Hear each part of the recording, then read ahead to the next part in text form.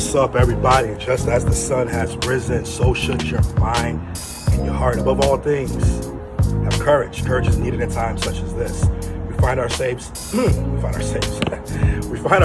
here on day number 13 of our journey together with vulnerability, and we're still pressing through. We're still self-discovering. We're still putting ourselves in position to have small wins. These wins come from self-identification of what's going on the inside of us through an assessment, if you will, right? These wins come on building great relationships with people that are connected to us through this lens of vulnerability. These wins are the commitment, right? The sense of commitment every day, considering how does vulnerability impact my life? What is vulnerability? And it's definitely not weakness. We've already concluded that, right? Because it takes courage to show up. More importantly, when you're vulnerable, you're exposed. But also, too, we talked about shame. And it's important, right? It's important to get a win as it relates to shame. That's one of the most detrimental things that happen to our society, our culture, our nation, our world, civilization, just human nature, for the human existence, right? Shame. Shame is that underlying enemy that seems to keep popping its head up unexpectedly. But when you know who your enemy is, when you get closer to him, when you identify your enemy, when you identify your opportunity, you can start to assess it, make necessary adjustments. You can gauge your growth based off those adjustments and the plans that you have set for your life. Important to plan. It's important to make those proper expectations and standards for yourself. But more importantly, you have that true accessibility into what's happening because you're vulnerable. That's what vulnerability does, right? So today we're going to be talking about two things. One, we're going to be talking about having the courage to stand in. And two, we're going to be talking about having the courage to assess what's in.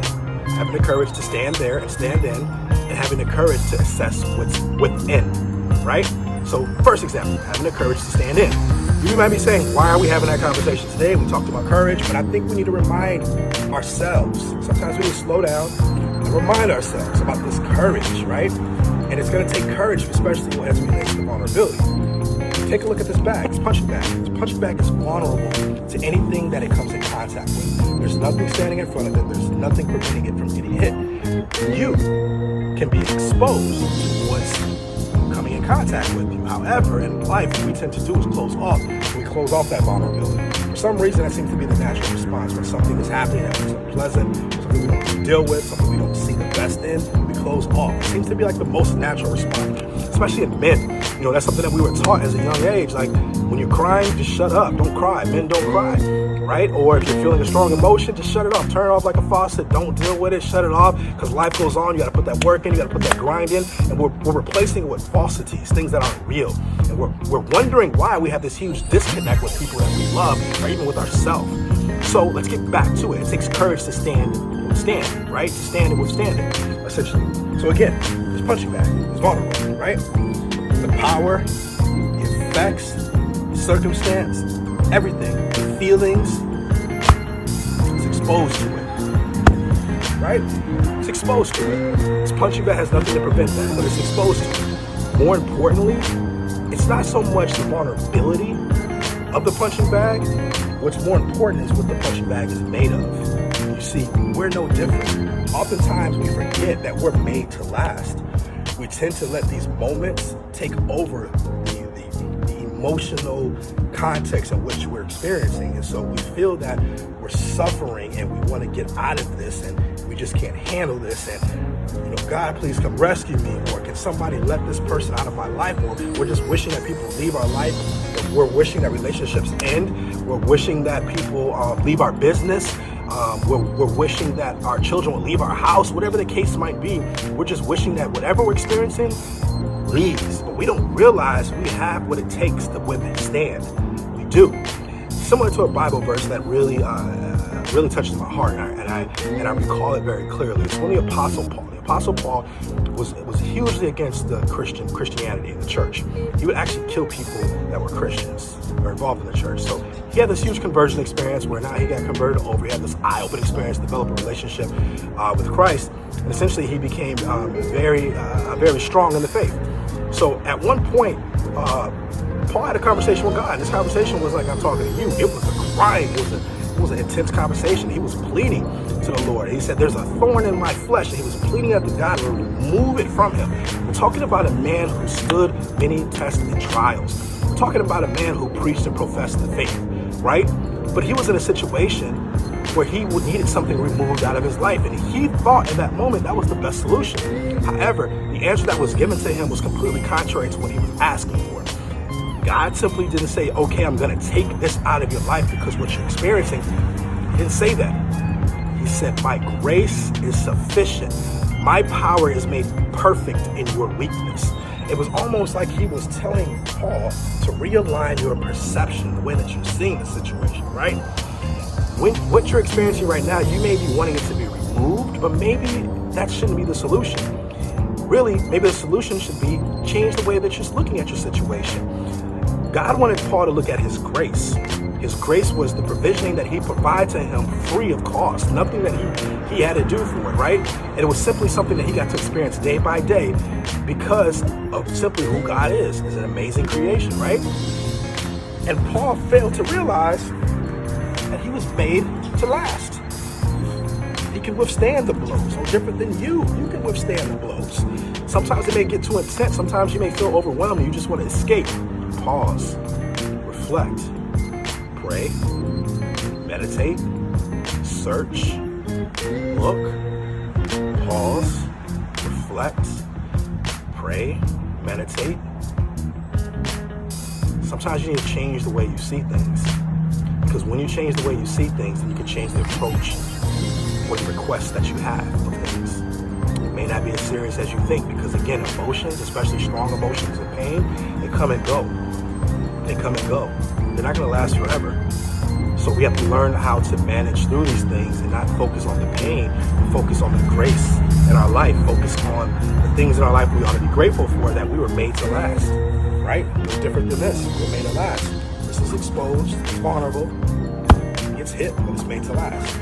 Second thing is we need to understand that what's within us, right? And the analogy that I want to give has the analogy to do with the gardener, the soil, and the seed. The gardener, the soil, and the seed.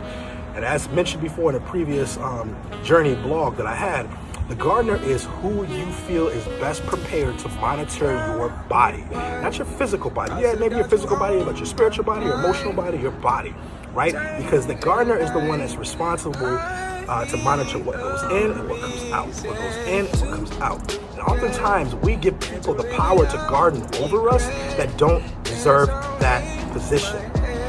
Because whether or not we're lazy, or we feel that we have this sense of worthlessness, or that we feel we're inadequate, or that we're easily manipulated, whatever the case might be, we're having people over our life plant things in us, and with us not even being present or aware.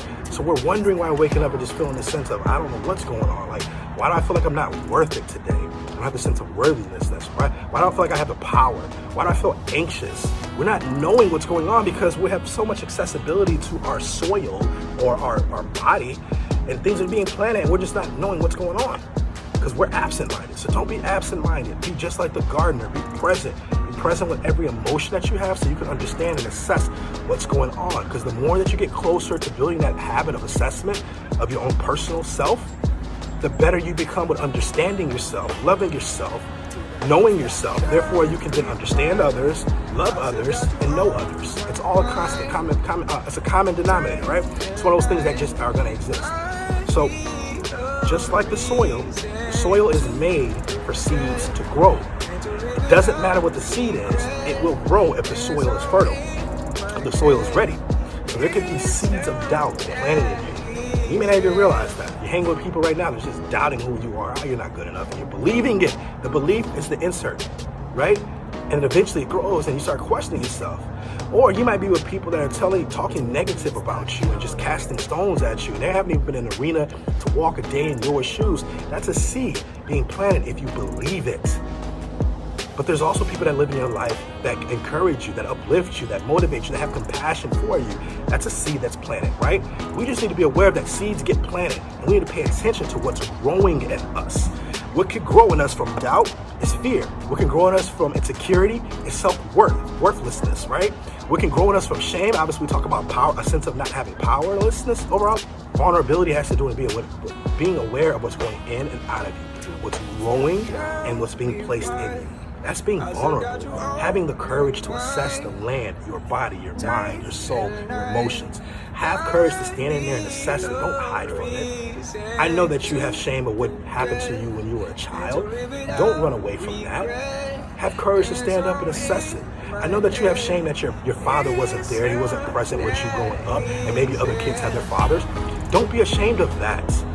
Stand there, feel what that feels like, right? Assess it. Uncover that truth, right? Know that truth. And once you understand that truth and know that truth, then look for ways to be able to develop your inward self and handling that truth. And maybe you go and talking to your father, reestablishing that conversation. Hey, what happened? Maybe you can get his input. You never know what he was going through, or what he was experiencing. He maybe had that same seed planted in his life. You never know. The other thing is we need to really pay attention to the good things that are planted in us as well, because those good seeds that are planted in us, those are the seeds you want to invest in. Just like a store, you can go to a store to invest, right? You can go purchase something, invest in seeds that you want to go put into your soil, because you know it's gonna, when it grows, you're gonna reap some good benefits from it. Yeah, you're gonna reap what you sow, for sure. You reap what you sow. So all that hard work you're putting it in, don't put it in for nothing. Don't put hard work in worrying, because that's a seed being planted. You don't want to reap that. Don't put hard work in being overly concerned what other people think about you. That's a seed that's being planted. You don't want to reap that. What you want to plant are those seeds that are going to help you grow. And I hope this helps you guys out today, and I know it will. Again, thank you for this another day in this journey. Tomorrow's going to be another great conversation. We're going to really dig into empathy again. We're going to revisit that conversation and see what's going on with that. And I just want to slow down and say, create clarity. Create clarity in your business, create clarity in your life, create clarity in your relationships, create clarity with your personal assessment with yourself. More importantly, create clarity with people, because we love you and you're worth every moment. Stay blessed, stay encouraged, create